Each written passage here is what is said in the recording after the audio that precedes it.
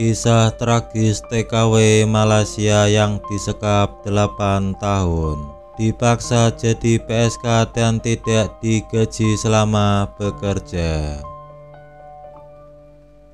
Belum lama ini, pemerintah Indonesia berhasil memulangkan tenaga kerja wanita atau TKW asal Kabupaten Sekadau, Kalimantan Barat. TKW berinisial NE itu berhasil dipulangkan setelah 20 tahun berada di Malaysia dan putus kontak dengan keluarganya. Bila NE masuk ke Malaysia sejak tahun 2001, ketika dia masih berusia 16 tahun, dia tertarik untuk datang ke negeri jiran karena diiming-imingi bekerja sebagai asisten rumah tangga atau ART.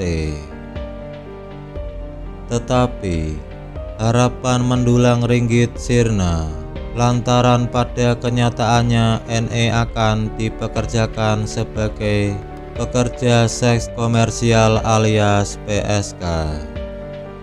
Hal ini sebagaimana diterangkan oleh Kepala BP2 MI Pontianak AKBP Amingga M. Prisma Sitito. NE saat itu dijanjikan sebagai ART, namun kenyataannya di sana disekap, kemudian akan dijadikan sebagai PSK, kata Amingga. Perjalanan hidup NE di Malaysia dilaluinya dengan perilaku yang tidak manusiawi dan keji dari sang majikan.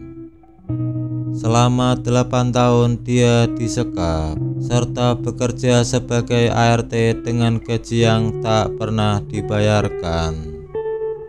TKW Malaysia ini pada akhirnya memutuskan untuk melarikan diri dan bertemu dengan pria yang merupakan pekerja migran.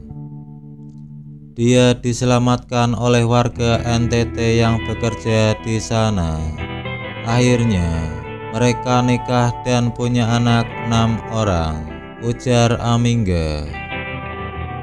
Kisah hidup TKW asal Kalimantan Barat ini kembali harus menuai cobaan tatkala sang suami meninggal dunia pada tahun 2020 lalu.